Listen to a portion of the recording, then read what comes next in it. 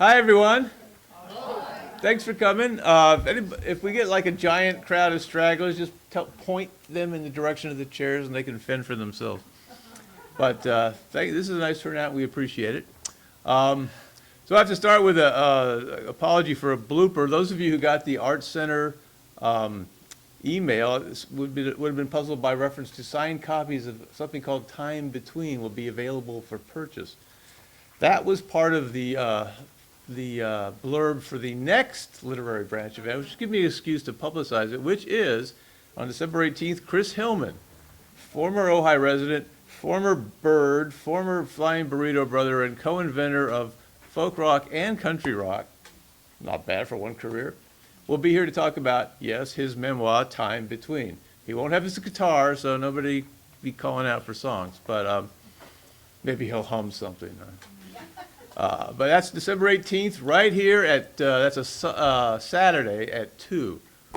And there'll be more publicity about that. But that's what the reference to Time Between was. Instead of that, we have for free, no purchase necessary, the copies that Craig has passed out, and I hope couples are sharing them because they didn't really make fully enough, which is an excerpt from the unpublished memoirs of Helen Baker Reynolds, which we're here to talk about today in great part, and tell you why they're significant. But just reading them, you'll know what we're talking about and what the purpose of, well, it's a project that Craig's been pursuing for some years to hopefully get them published, perhaps in conjunction with the museum, but just published in general, because as we will be explaining through the course of the next 50 minutes or so, there's a lot of significance here, both for Ojai and in a more general sense for the American theater, because there's, as we will be talking about, it's all connected to Thornton Wilder and our town. So, that being said, I'm here, of course, with Craig Walker. Most of you know Craig. Craig is a retired, long time, spent most of his life here. Son of the noted architect Rodney Walker. Many of you knew Rodney and Dorothea, so no, I won't go back into the great depth about that. But so Craig is retired Dordoff and chaparral teacher. Recently retired for sure from Valley Oak Charter, thus to be able to devote his time, apart from the chores that Debbie has for him, to things like the Helen Baker Reynolds project. Craig is also a co-author or author of several books about touching on Ojai history, some of which I've had the honor and pleasure of working with him on, including Ojai by Design, which is about Ojai architecture, and also a biography of Ethel Percy Andrus that was published by AARP, which she founded right here. It was it 58 or 57? 58. 58, right here in Ojai. Who knew? Well, people that read Craig Walker, they know. So Craig's got another project, and we're here to talk about it, which is the unpublished but soon to be published, we hope, memoir of Helen Baker Reynolds, and it all touches on what she intersected. That's not the purpose of the memoir. Is basically about her life and about Ojai at the turn of the century, which happens to coincide with Thornton Wilder's time in Ojai, brief though it was, significant, and we'll explore exactly why. But Craig, why don't you tell us about the Baker family and when and why they came to Ojai? Okay. Good afternoon, everyone. Thanks for coming today. I got interested in the Baker family because when I first began volunteering at the museum, I was working on a book called Ojai, A Postcard History. And one of the postcards was of the old Baker house. You may know it as the Porch Gallery. This was the first home in Ojai ever built, the town of Nordhoff. It was built by John Montgomery back in 1874. However, when he built it, it was an adobe house. John Montgomery was an Englishman who went to Mexico, and he married a Mexican woman, Jacobita, and they started their family there. And then he moved up to Southern California and saw that there was this community plan by Roy Surdam in the Ojai Valley called Nordhoff. And he came up here expecting to see fountains and stores, and all there were stakes in the grounds. But he bought one of the properties and he built his home there. It's today on the corner of Matilaha Street, Aliso Street and Montgomery Street, named after John Montgomery. And it's a big... It's Matilaha Street. Matilaha Street, I'm sorry, yes, Matilaha I Street. don't want to send you to the wrong one. And so anyway, he lived there for about 12 years or so, and then eventually it was bought by the Bakers, who transformed it into a kind of a folk Victorian house. And they came to Ojai in 1866. Mr. Baker was the son of a pioneer in Walla Walla, Washington. And is it Washington or Oregon? Washington. And he ran into some poor health. And of course, Ojai was known at the time for curing consumption or tuberculosis. So he piled then his 5 children into the train, and they headed down to Saugus, where they took a old-fashioned stagecoach into the Ojai Valley. They stayed at first out at the Golly Cottages, and then they moved into a house outside the town and eventually bought the Montgomery house and began living there. And Mr. Baker was a very proper sort of a man. You wouldn't have expected so coming from a family of pioneers like he did, but he was like a staid Midwestern gentleman, and he ruled with an iron fist over his family, but he was also very community-minded, and he altered the house to what it is today. It really has changed very little over the years from the time that the Bakers had it, and they moved out about 1926. So they came with their 5 children. Helen was born in 1895, and she was born in the house there in Ojai. And she grew up here from 1895 until 1915, when she graduated as valedictorian of the new Nordhoff High School. And she went on to Mills College. And so that's a little bit about why they came and a little bit about the family. And the youngest daughter was Helen, right? Born in 1896, right here? 1896. She was born right here in Ojai and grew up here in Ojai. Like I said, her father was a businessman. He was very proper, kind of a gentleman. And his wife was extremely religious, and kind of the father ruled with the authoritarian, fatherly patriarch that they did back in those days.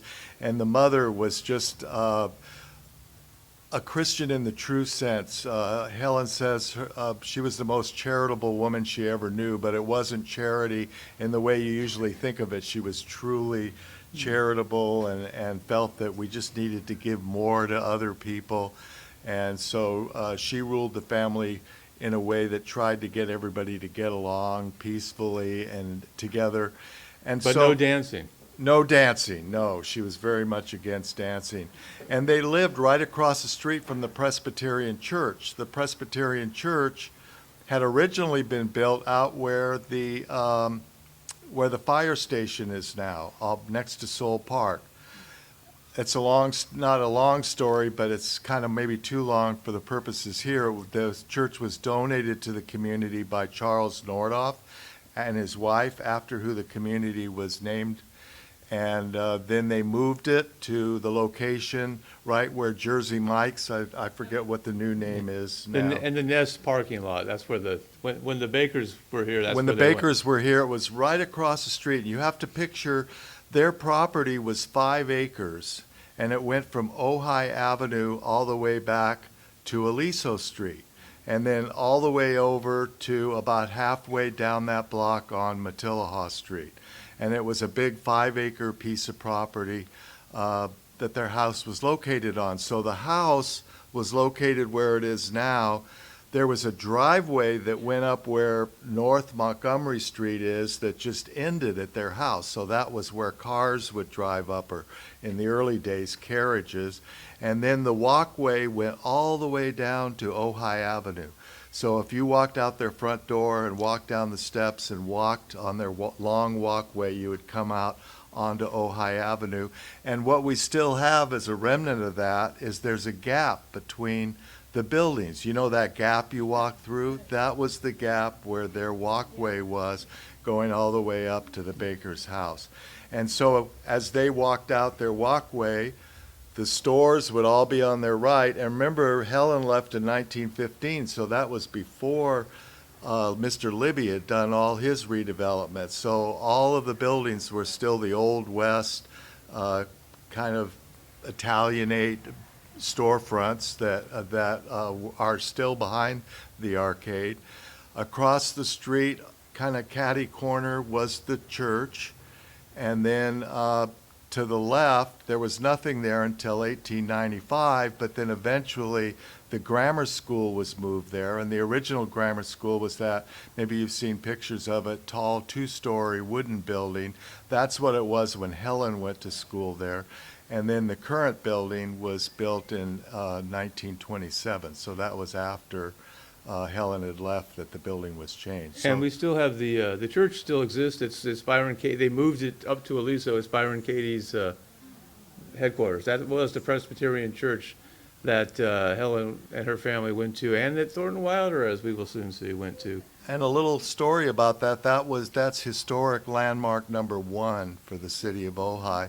And that was the reason that the Historic Preservation Commission was actually formed in Ojai, was because the citizens wanted that building to be preserved and not torn down. And so they got together and got it, this commission formed, they got it landmarked. And so it's been saved, and they've done a beautiful job of it. And it's kind of an interesting story because Mrs. Nordoff sent the plans for that building to the people of Ojai, and it was plans done by a famous architect from back east named Jake Cleveland Cady, who did the Metropolitan Museum in New York, different parts of it, and he did the Metropolitan Opera House in New York, and he did like 15 buildings at Yale University. He really was a prolific architect back there, and he had designed this church for Mrs. Nordoff, and they decided they wanted a stone building instead, so he redesigned a stone building. She had in her drawer these plans for a wooden building done by this top architect. She just sent them to the people of Ojai along with the money to build that church. So someone traveling through Ojai would come in, there'd be this old west town, and then here would be this beautiful church that had been done by this well-known architect. So anyway, Mrs. Baker was very popular, very influential. Founded the Shakespeare in the church. She founded the Shakespeare Club. She was very religious, but she also loved learning.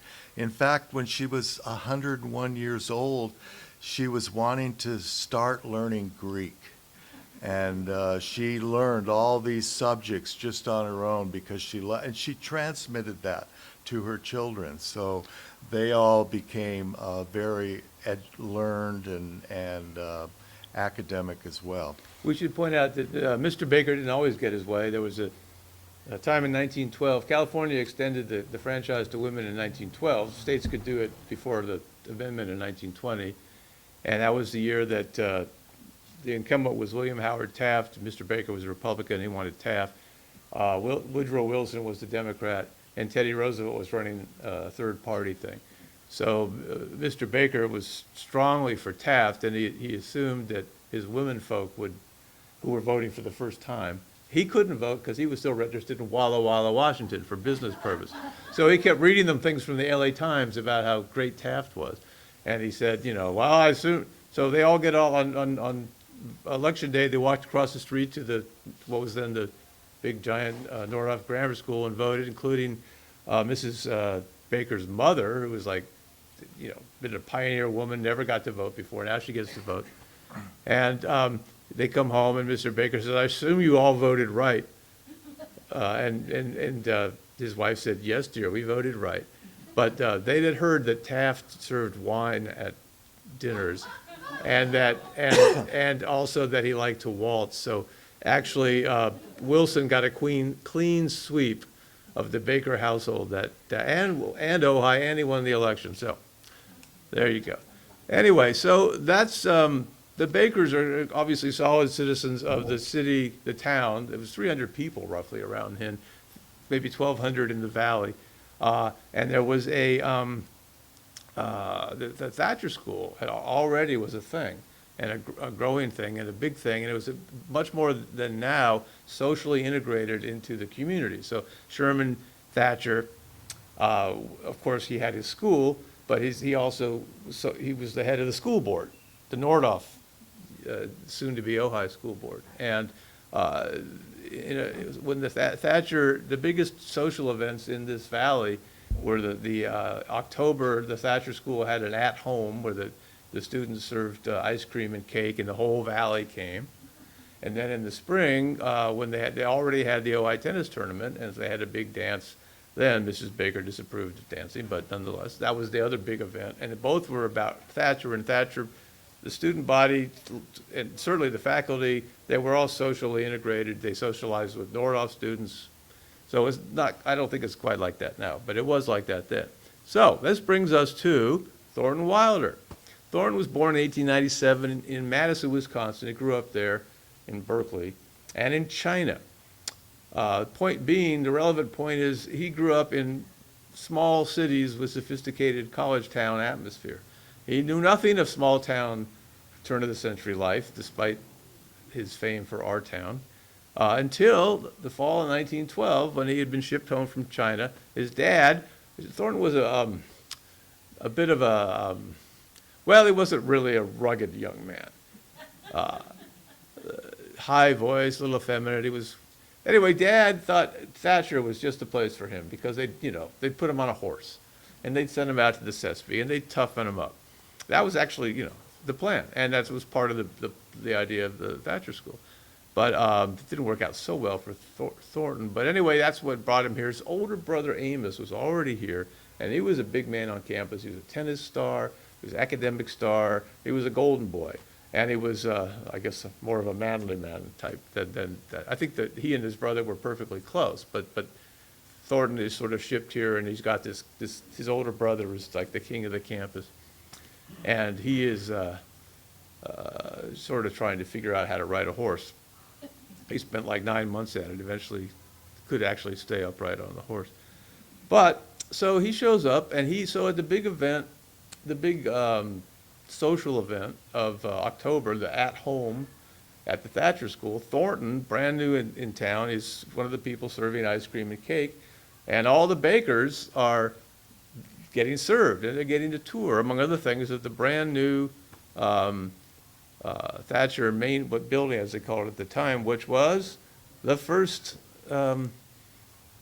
Mission Revival building. This is before Libby did all this stuff, but Thornton at Thatcher was exposed to this brand new building, which they were very proud of, and which apparently inspired him years later it was part of what inspired him to write the bridge at San Luis Rey, because he'd never been to Peru, but there was this building. Plus, I'm sure he saw the Ventura mission, and that's where he got. So the point here is he drew on his memories of his young days, including those for his 9 months right here. Anyway, so, school was all boys, which actually, thank you, Alona, that's an excellent seg for my next point, which was, I can't pay people to do this, folks. So they're doing a play, and at an all-boys school, boys do all the parts. So they decided to do The Importance of Being Earnest, and by Oscar Wilde. And Thornton tries out, and he's assigned the role of Lady Thorndyke, or something, the old termagant that is determining the action because everyone has to do what she says. And he's really thrilled about this. But then his father sends a letter, hears about it, sends a letter to Sherman D. Thatcher, says, this is not the idea. Get him on a horse. So Thatcher goes to Thornton and he's crushed. He says, you can't do the role. You have to not do the role. Because now it's spring of 1913, because they do this play, and they do it in the outdoor theater. Anybody been at the outdoor theater? It's still the same as it was then, but with lights.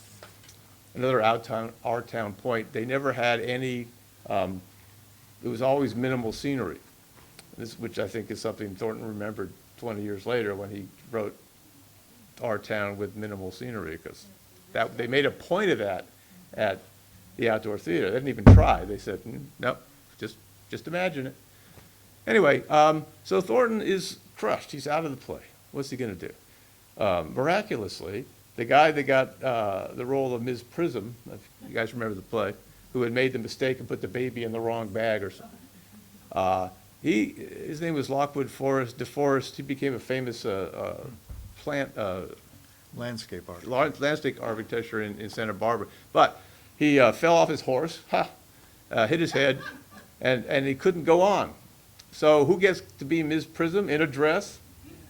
Thornton. Big hit, big hit. So the big tennis tournament weekend comes up. Amos wins the singles at the Ojai. Amos is the older brother of the Golden Boy. But Thornton is sharing the glory because he is part of the sub to get in there, and it's a big success. So this was like in, obviously April 1913. He then is inspired to write his own play. First play Thornton Wilder ever wrote, and it was produced. It was a one-act called The Russian Princess. No, two acts, because it was an extravaganza in 2 acts. He wrote it, and he starred as the villain, Grand Duke Alexis of Russia. The script has not survived. History is lost. But it was considered a big success, also at the Outdoor Theater. And then, boom, that was May 21st. And by mid-June, Thornton, his mother had come back from China, and they decided to ship him to Berkeley. So that was it for him in Ojai until he went to Berkeley High, finished up there. So not a small town, not like Thatcher and Ojai. But he, in the meanwhile, had been because he was the younger brother of Amos Wilder. Amos is hanging out with all the tennis folks in town, including Nordhoff. Nordhoff and Thatcher were much more integrated, like I said. And they were rivals in sports, but also they would go to teas and things. So Amos starts playing tennis with Helen Baker. We can't tell from this distance. I mean, Helen had a beau, Thornton Wilson, who was a little older. But suddenly you read in the Ojai, and she's like a doubles player with Thornton Wilson. And later she's doubles player with Amos Wilder, and they're winning tournaments and all that. She actually won the Ojai in women's doubles 2 years later. But Helen was, so she knew Thornton. Just saying, just establishing that. So Helen, as in high school, Craig, she was basically everything. She was a true Renaissance woman. A girl. She was not only one of the star athletes on the tennis team, but she also was a straight A student, and she graduated as valedictorian. The topic of her valedictorian speech was an educated woman in a republic, and she has written at the bottom of the program. We have her program in a scrapbook that she had, and she wrote, when I was saying my speech, I said women are deficient instead of women are efficient. I had one red cheek, she said, being embarrassed at having said that. So she also edited the school newspaper. She edited the yearbook. She was president of the school's class, and she starred in all the school plays. And then there were probably some people that didn't like her very much. There was a contest down at USC, a chemistry contest, and they invited 20% of the students in chemistry from each school to come and compete in this 2-day chemistry competition at USC. So Nordhoff only had 10 kids in their chemistry class. So she and her friend Ruth Garland went down there, and they competed, and they won the trophy. They won the trophy that year. They Helen got won first everything. place.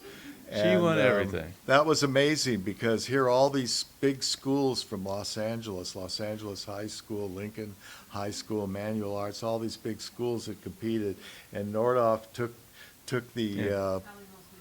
and they took Yeah. the trophy. And she even has in her scrapbook a letter from one of the judges that said, "Oh, those boys weren't near as good as you girls." You know, Yeah. she called that out. Yeah, And, she was, look, you see the pictures of her, she was very good looking, she has charisma, she has, I mean, it's like, it's just almost ridiculous, the effusion of talent and, well, this may remind you of, among other people, Emily in our town. It was the smartest, not even girl, but student in the school, and knew it. And it's part of her character. And she 1913, Helen and Thornton were basically the same contemporaries. They were in the same grade, roughly. 1913, Amos graduates. Thornton moves up to finish school at Berkeley. And Helen just stays around and wins every prize for 2 more years. Then she goes up to Mills College and I guess Berkeley and so forth. We'll come back to circle back to her life post Nordhoff in a second. I just wanted to finish because the thing about Thornton Wilder, he left. That's 1913, which, by the way, June 1913 is when the last act of Our Town is laid. Coincidence? I don't think so, because when he came to write Our Town years later, it didn't start. He wasn't writing about. It's set in Grover's Corners, New Hampshire. Very specific place. It says Grover's Corners, New Hampshire. That's where he was writing the play because he would go there in the summers there's a writer's retreat there. And he went there several summers, and there's the town. So he makes it Grover's Corners. He had an earlier play where he referred to Grover's Corners, Ohio. But the town is not really, it's supposed to be universal. It's not supposed to be the paradigm of New England or the paradigm of Ohio or certainly of California. But if you're a writer and you're writing about a place and a time and you have any personal memory to draw on, you do. So it's not to say that Nordhoff was actually the original Grover's Corners so much as to say he did not create Grover's Corners without drawing on his own memory of the only parallel he had to that, which was in this town, this community as it was in 1913. And it's still Nordhoff, at least in the school system. Oh, at the time, yes. And they hadn't built all the stuff, just like I said, it was just a dusty little western town with beautiful scenery. She talks about this in the thing. So that's, we'll circle back to that again. Meanwhile, so after, what was the rest of her life like, Ray? Well, after she graduated from Nordhoff, she went up to Mills College. She was intending to transfer to Stanford because her best friend, Ruth Garland, was accepted at Stanford and was a year younger. So she was going to go to Mills for a year and then transfer to Stanford. But instead, she transferred to Berkeley, and that's where she met her husband, Dr. Ralph, or he wasn't a doctor then, but Ralph Reynolds. And she finished up her 4-year degree there. And then she lived in the Bay Area her whole life. She lived in San Francisco and Marin County. And originally, when she was the wife of Ralph Reynolds, she was a tennis coach. That's what she really knew how to do. And she claims that she was one of the most notorious tennis coaches in San Francisco during that period. She then became an artist all through her 20s. She was a fairly well-known artist up in the Bay Area and even went to Europe and studied under an artist in Vienna and did quite a bit of artwork. And she belonged to and was president of this group called the San Francisco's Women's Art Society. And when she was in there, this older woman, Cora Felton, from the Felton family that started the town of Felton, she came and joined, and she said, I'd like to have your help in getting rid of all these billboards that just clutter up our streets and our highways and our communities. And it's interesting that Helen writes about this incident when she was about 10 years old. This isn't in the chapter you have, so I thought I would read it. It's kind of short. She had a lot of adult friends, even as like a 10-year-old. She was so bright and so engaging that she had all these friends that would come just to meet with her and talk with her and try to impart some of their knowledge to her. She says, while I was still a small child, I had two special grown-up friends of whom I was very fond. One was Professor Stimson, an artist who spent some months in the valley. He had quite a distinguished appearance. He looked, I thought, a little bit like an eagle, except that he wore a goatee. He came to call now and then on my family, and immediately upon meeting him, I found he was the right sort of grown-up because he knew all about fairies. We wrote poems for each other and went for long walks through the foothills, watching birds through his binoculars and talking about important things. Professor Stimson and I saw eye to eye on everything. There was one special roadside resting spot under a big oak tree where, after walking long in the sun, we liked to sit down and watch bees in the clover and enjoy the cool green shade. One day we found our spot desecrated. In front of the tree, a big sign had been built, "Use Pears Soap." We looked at it aghast. Our first thought was to take it down, but it was too firmly installed. Then Professor Stimson proposed that we use magic. Abracadabra, a curse on Pears Soap. We said it together in unison, which Professor Stimson explained was the best way to say a curse. I felt quite excited and daring, for I had never cursed before. In fact, I was not quite sure if my mother would approve. It was done now anyway, and the magic would be at work. I was disappointed next day when we passed to see that the sign still remained. But Professor Stimson explained that magic often takes time. The best we could do, meanwhile, was to pretend that the sign wasn't there. After that, we always passed with averted eyes. And if you're like me, you remember when you were little, driving and seeing all the billboards, that went beside all the roads and blocked all your views.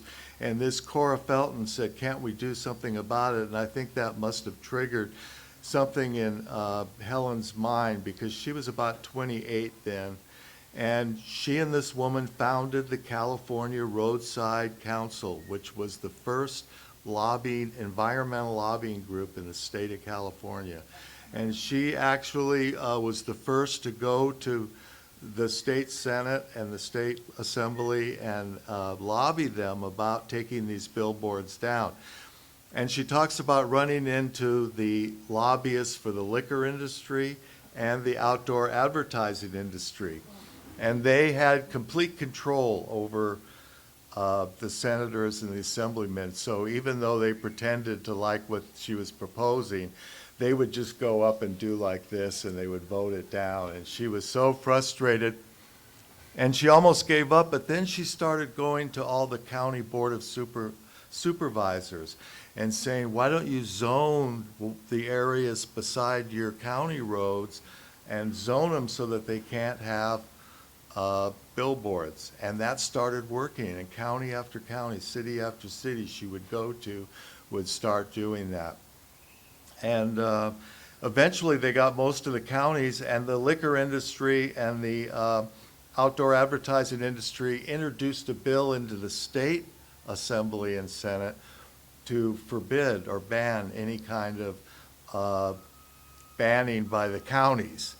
And she worked against that, and eventually she won. And so we all today can really thank her and thank her organization for the fact that we don't have to put up with all these billboards. And eventually she went to work with Lady Bird Johnson and was part of the highway beautification program that Lady Bird Johnson did in the mid-60s. And what happened is she was such an effective lobbyist that elected representatives would come to her and say, well, can't you do something about this park over here or these developments over there. And so she formed a new organization called the California Planning and Conservation League. Excuse me. And what? She should have been president, they say. Yeah. So anyway, this league formed, and it was a league of other organizations. They were affiliated with the Sierra Club. At that time, the Sierra Club couldn't do lobbying, and so they donated money, and all these different organizations donated money. And the list of laws that she and her group were responsible for passing that we just take for granted is amazing. She was responsible for the California Environmental Quality Act, CEQA. And we use that every day to help to guide development in our cities and our communities. She was responsible with her organization for the California Coastal Act, the fact that we can all go out on the beaches and not have them privatized. She was responsible for that. The California Wild and Scenic Rivers Act, she helped to get that. Her group was the lobbying group that got that through the California legislature. The California Clean Air and Clean Water Acts and the Waste Management Acts. These are just to name a few.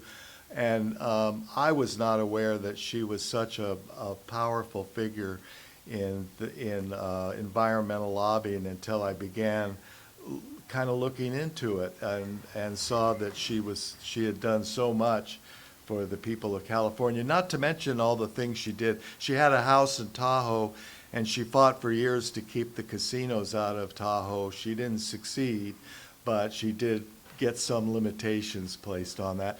And when Ojai was going through its whole fight over the freeways in the early 60s, Ed Winnick came down, or invited her to come and speak at a supervisor's meeting, I think that was held at the Nordhoff Auditorium when Nordhoff was on the old campus.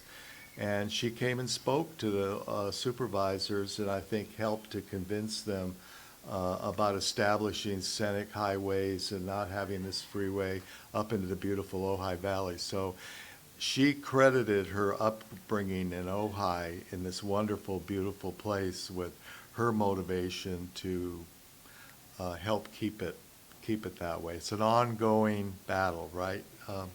But it's something that she helped to do.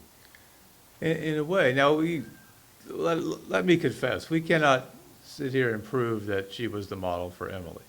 We know that she knew Thornton Wilder, he knew her.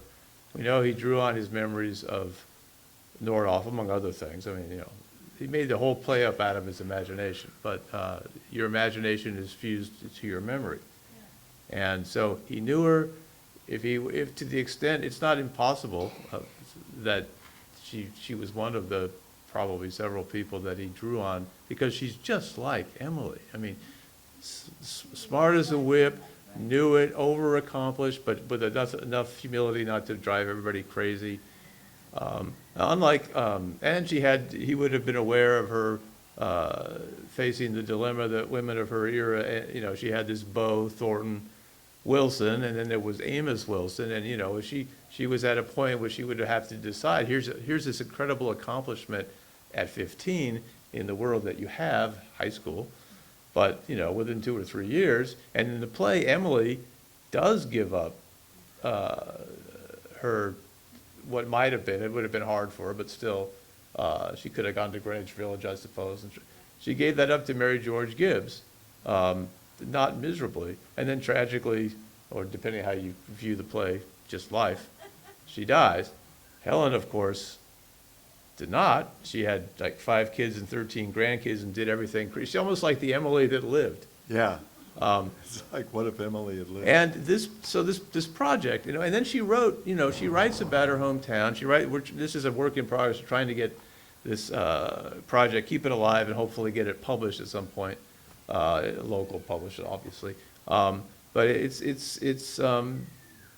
and you'll see if you read the thing, and she titled it Our Town, and she writes like the stage manager. I mean, it's not a play, but the voice, I think, is a little bit in there, or she talks about it. And she would have written this after she would have seen Our Town and, years, it was a hugely super famous and much produced play, so she was not unaware of it. And again, Our Town is what she named it. And there's a scene that I can set for you that I won't even suggest what may have happened, or it just happened. I know that 2 weeks, Thornton's big play, The Russian Princess, was May 21st, 1913.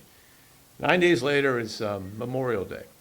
Whole town goes over to Nordhoff Cemetery, which is still there, of course, to decorate the graves of Civil War soldiers. And people give speeches, and someone reads the Gettysburg Address. And Helen Baker, of course, reads a paper that she wrote, Gettysburg, 50 years ago, which the paper said was a very interesting paper. So there she is. And by the way, the Thatcher Cavalry, of which Thornton was a member, learning how to ride, escorted the town, all the speakers and the corteges and so forth over from the school, no longer there, well, there's a new one there now, to the cemetery. And they were there too. I mean, again, I don't have it on paper, the Thornton, well, yes, were you here, Thornton? But the Thatcher boys were there as well. Now, here's the cemetery. I can't say more about what Thornton may or may not have done, but he's there, probably. She's definitely there. And there's the Baker family plot. You can go see it. Think of the last act of Our Town. Helen, if she chose to, or would have said, here's the story. Here's her older sister who had died young with left a grieving fiance behind, like George Gibbs, probably sobbing on the grave.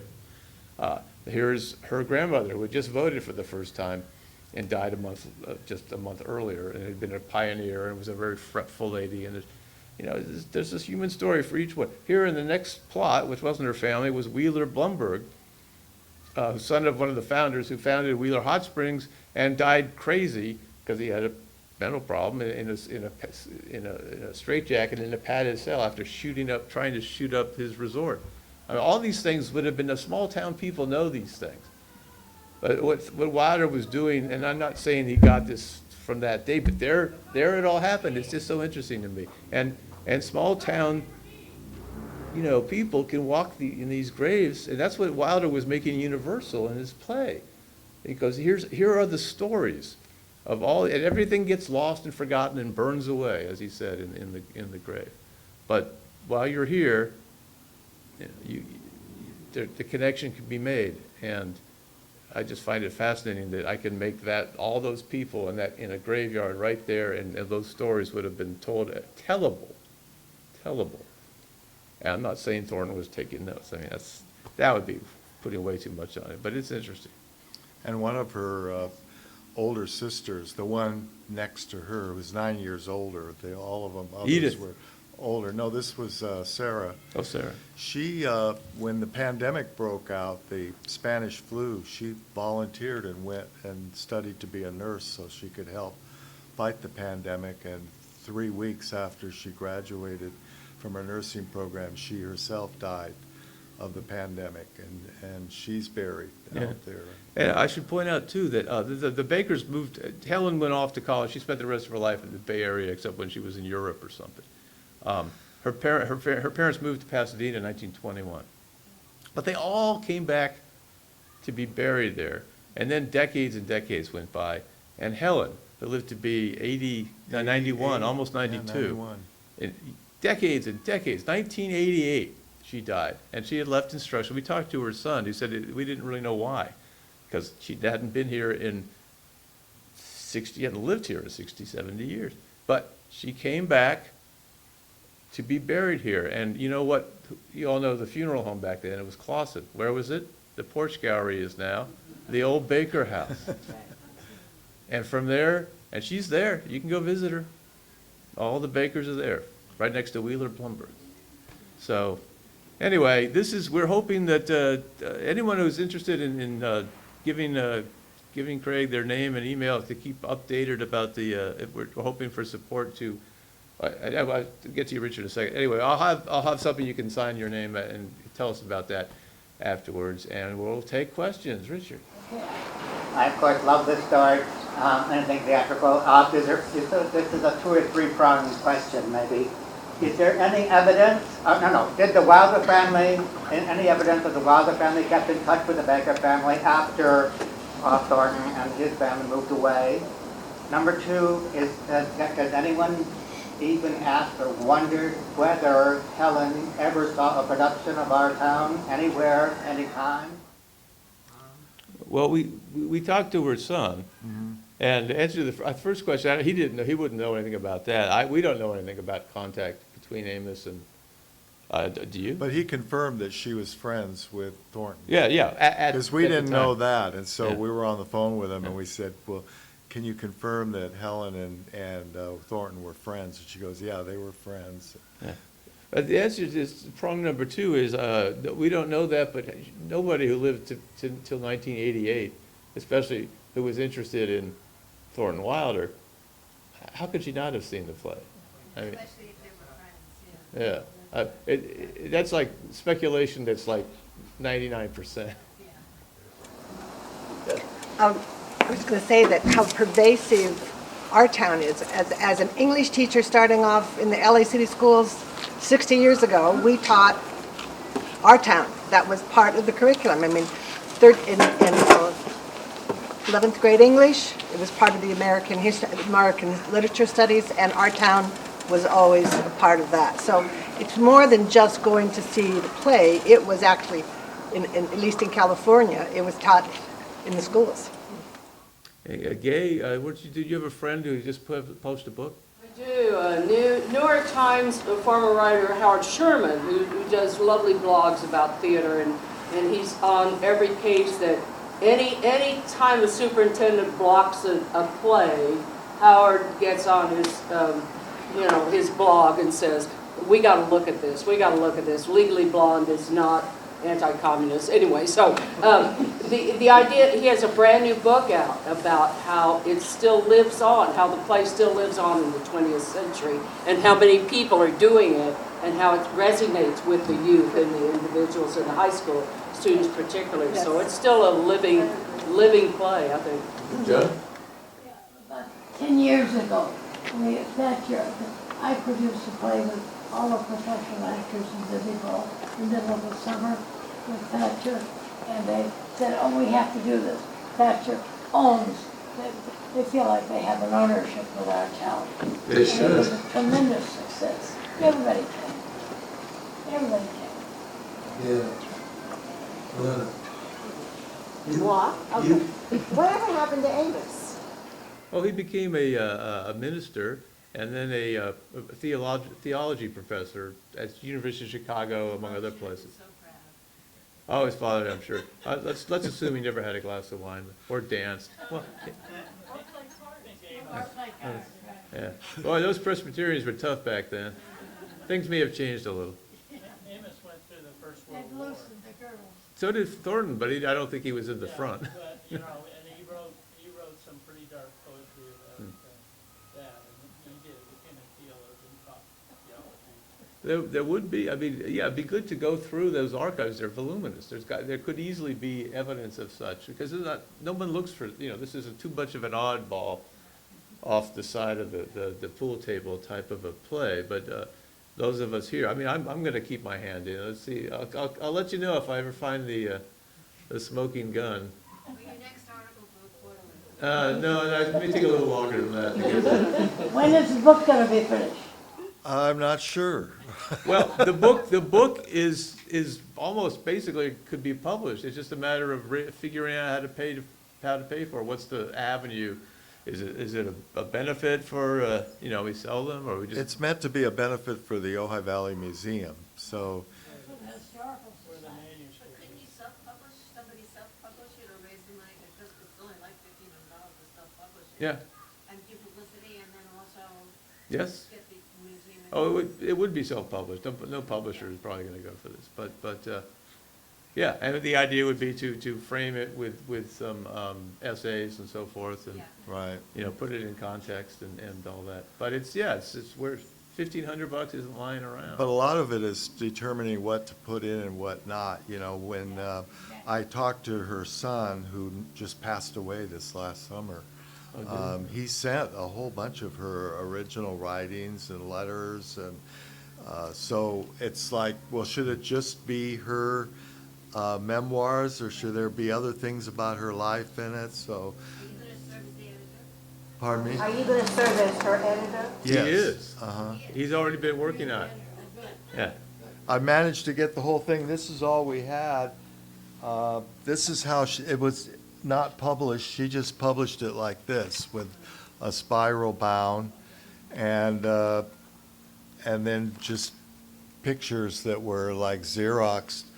And she handed this out to friends and so forth. So I've got it all, you know, the manuscript all digitized, and started making some. It's amazing, some of these people, like this Mr. Stimson that used to come and visit her.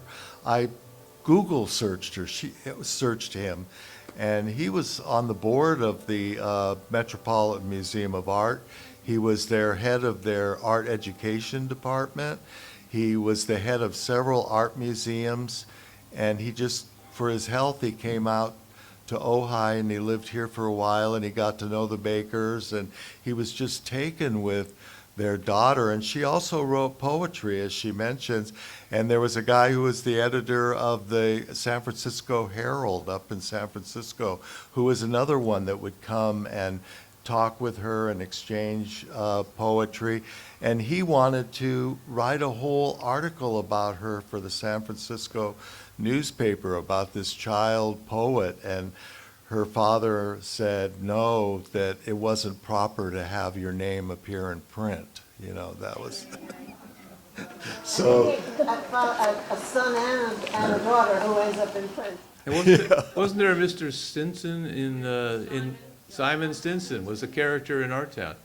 Complete coincidence. Yeah, maybe he comes from this because, yeah. A mysterious older man who died with dark secrets. Well, Stimson, with an M, Stimson. Yeah, no, it's different than that. It's a coincidence. Yeah, that'd be good. Well, Greg would be quite thrilled. I think this was done in 1973, so she would have been Mid-70s? mid-70s. Yeah, she took time out from her busy schedule, and she also wrote a whole book that actually was published called Gold, Rawhide, and Iron, that was about her grandfather, who settled in southeastern Washington around Walla Walla and was very big in setting up and pioneering that area. And she wrote this whole book about him during her life. Which would have touched on the grandmother who was buried, the fretful lady who That was voted. her mother's. Oh, that was the other side. Yeah, and her mother's Lots of mother, pioneers. by the way, the one that voted in 1912, she got up at the crack of dawn. She wanted to be the first woman in the Ojai Valley to vote. And she waited in line from the crack of dawn so that she could go in. This old lady, you know, she went in there and got. Wearing a sunbonnet. Yeah, we're wearing her sunbonnet and got to put in the first vote for Wilson, I guess. I mean, So is, for- yeah, Wilson. No, Wilson didn't drink and didn't waltz. So he won. Anybody else have any other questions?